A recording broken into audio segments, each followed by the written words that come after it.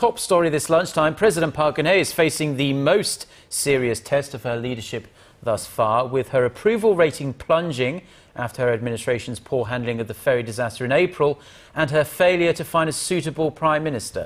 This has many wondering whether she has enough time to push through her envisioned reform drive and help the ruling party improve its chances in some critical by-elections at the end of July. Our Ji Myung-kil reports.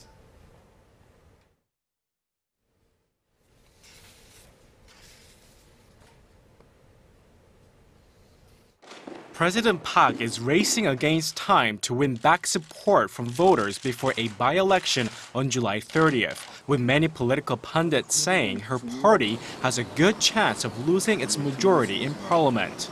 An outcome like that would cripple her efforts to push through legislation aimed at spurring economic recovery, overhauling government systems, and stamping out social ills accumulated during a rapid, headlong drive toward industrialization over the past several decades.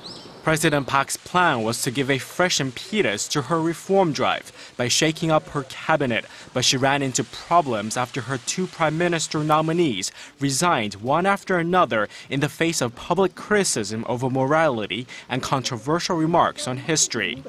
The president's approval rating stood near 60% in March, but as of the end of June, the number is hovering around 48%, the lowest since she took office in 2013. The Park administration has been making reforms, but has made little progress. Since the Seoul ferry disaster, President Park has tried to overhaul the government safety system by dismantling the Korea Coast Guard and setting up a new safety management bureau directly under the Prime Minister's office. As part of efforts to end the cozy ties between the public and private sector, she also tried to keep retired government officials from landing jobs in companies, which has contributed to sloppy safety checks. Critics have also advised President Park to communicate more with the ruling Saenuri Party and the main opposition New Politics Alliance for Democracy.